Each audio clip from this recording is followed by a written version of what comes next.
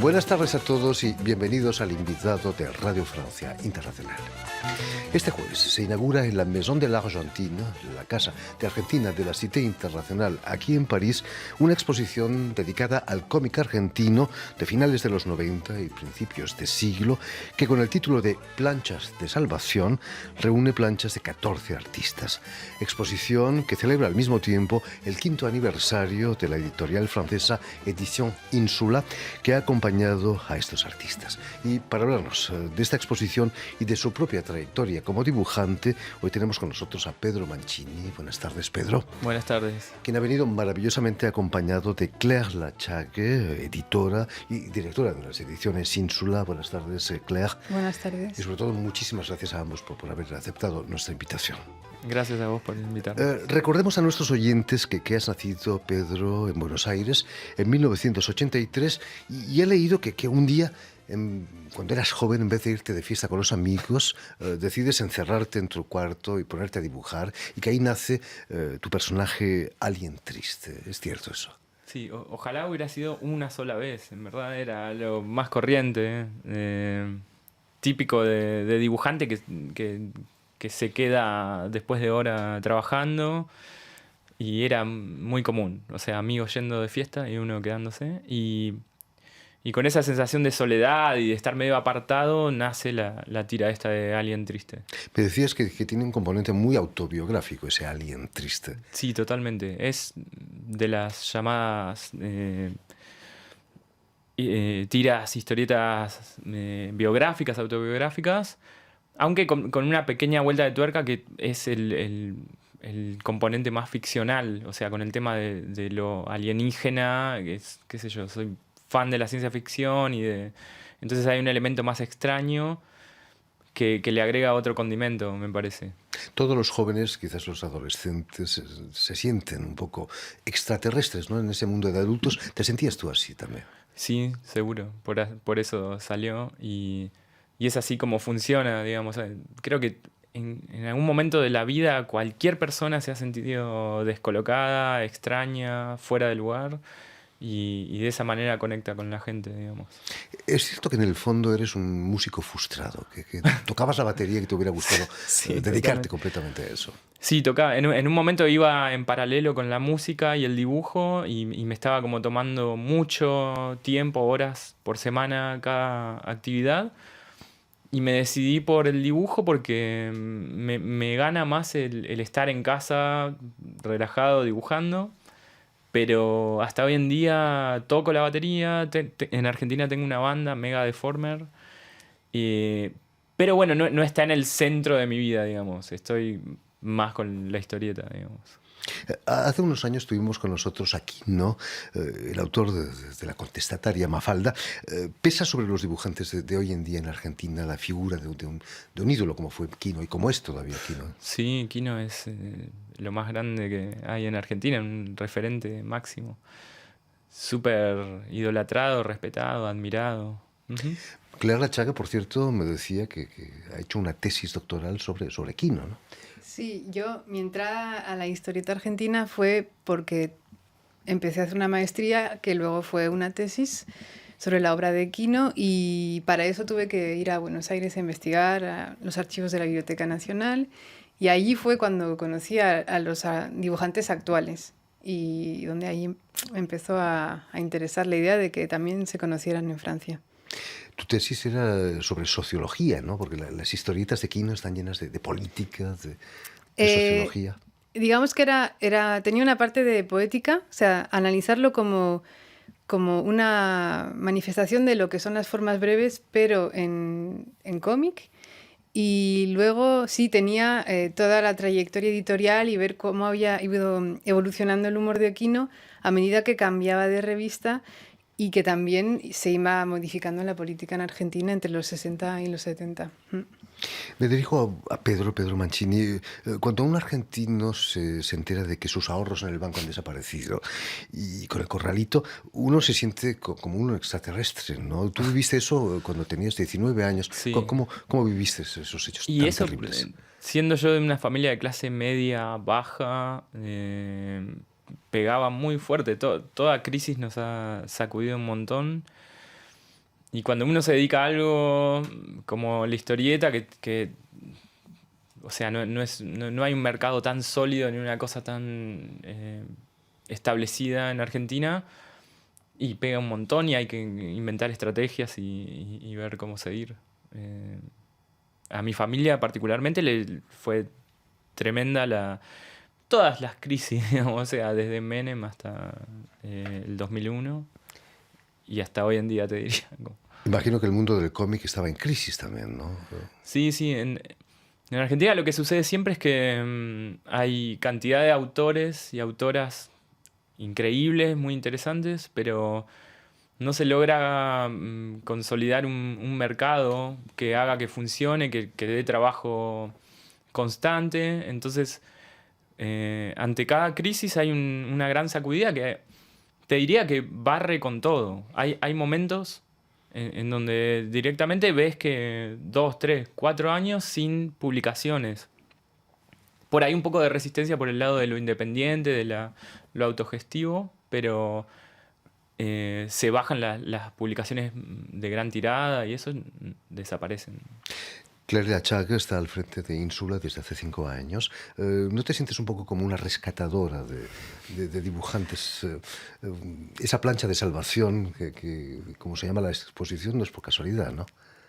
Sí, bueno, a mí me gustan los juegos de palabras, por eso también la llamamos así, pero, o sea, no me voy a dar ese papel de rescatadora, pero la idea era, como no tengo tiempo para editar a todos, pero me parece que hay un montón de autores y autoras de los que hay que dar a conocer su obra, me pareció que, aprovechando que Pedro venía para una residencia de artista aquí durante un año, pues había que traer esos originales y presentar a todos esos autores que, pues desde los años 90 justamente, muchos han tenido que buscarse la vida solos, autoeditarse, armar festivales, y de ahí han empezado a surgir por fin pequeñas editoriales y pues me parecía que ahora era el momento para hacer un panorama de ese mercado alternativo.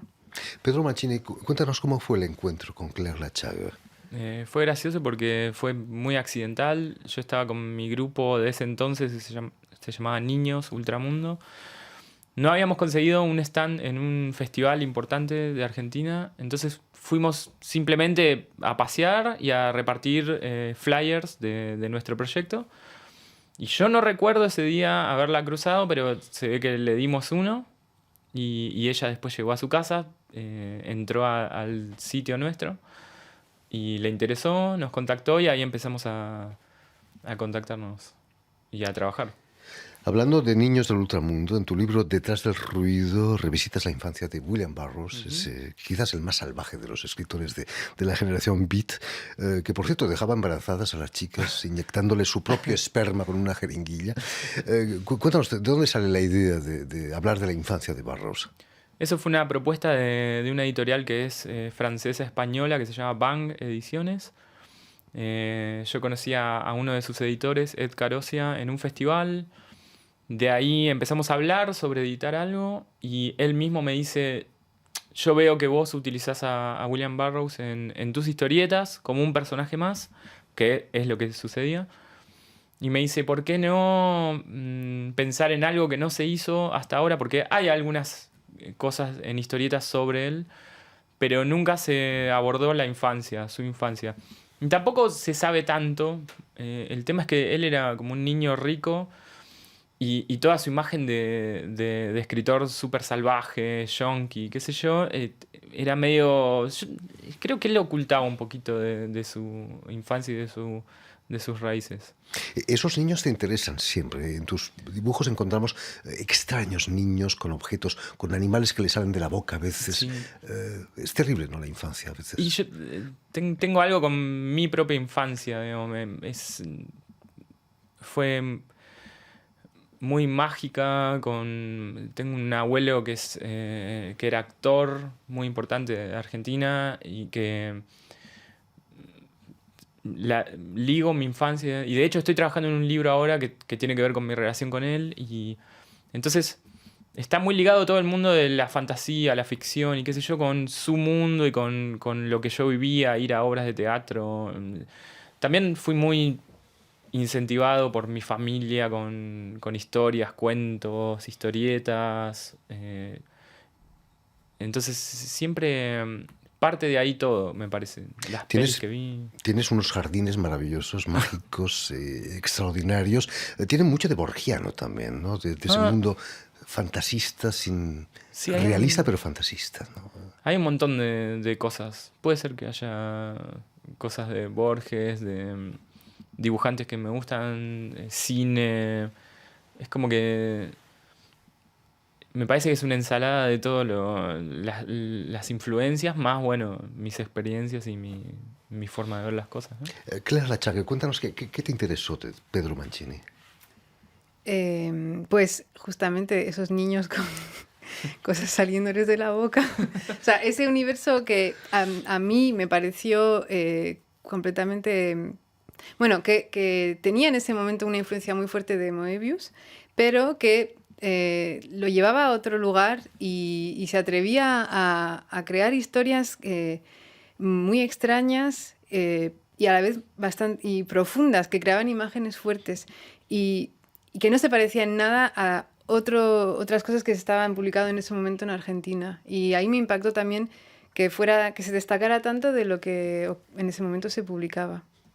Pedro Mancini, estás en este momento realizando un stage, ¿cómo se dice? Una especie de residencia, una residencia aquí en la región parisina. ¿Qué supone para un dibujante como tú venir a Francia y trabajar, tener unas condiciones confortables para trabajar? Y es increíble, lo máximo que se puede aspirar, porque este es un país que da una importancia a la historieta que yo no he vivido y todo es más grande, es más impresionante, los festivales son más importantes, la atención que se le da, el consumo que hay, el interés, o sea, no es que no exista en Argentina, pero por esto que te decía de todos los baches y los problemas que tenemos, a veces se deja de lado. En cambio, las cosas que se pueden hacer acá son impresionantes.